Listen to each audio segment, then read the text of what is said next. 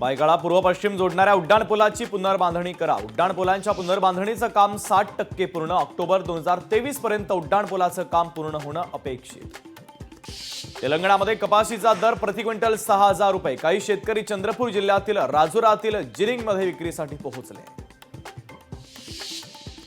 हैदराबादहून चोरी करून पळ काढणाऱ्या 3 आरोपींना अटक। तेलंगणा एक्सप्रेसमध्ये आरोपींना काटोल रेल्वे स्थानकावर अटक करून 1,55,00,000 रुपयांचा मुद्देमाल पोलिसांनी केला जप्त। सायबर गुन्हेगारांनी मारला कोट्यवधींचा डल्ला। चंद्रपूर जिल्हा बँकेतून 3,70,00,000 लांबवले। चंद्रपूर पोलिसांकडून अधिकचा तपास सुरू। जळगावमध्ये खंडेराय महाराजांच्या यात्रा महोत्सवाच्या निमित्तानं ओढण्यात आल्या 12 गाड्या। खंडेराय महाराजांचा यात्रा महोत्सव शेकडो वर्षांची परंपरा। मोठ्या संख्येनं भाविकांची गर्दी।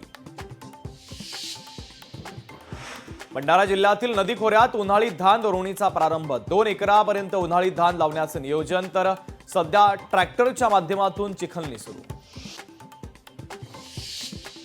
काँग्रेस सोडणं ही माझी खूप मोठी चूक होती। प्रणव मुखर्जींचे पुत्र अभिजित मुखर्जींचं वक्तव्य। अभिजित मुखर्जींची काँग्रेसमध्ये घर वापसी।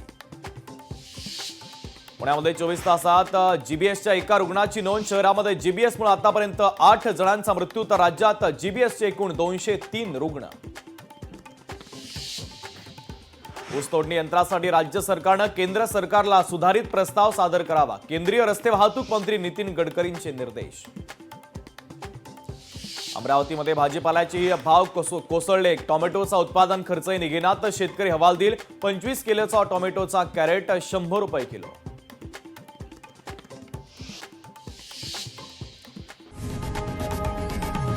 लोकशाही मराठी ऐका, पहा, जागरूक रहा।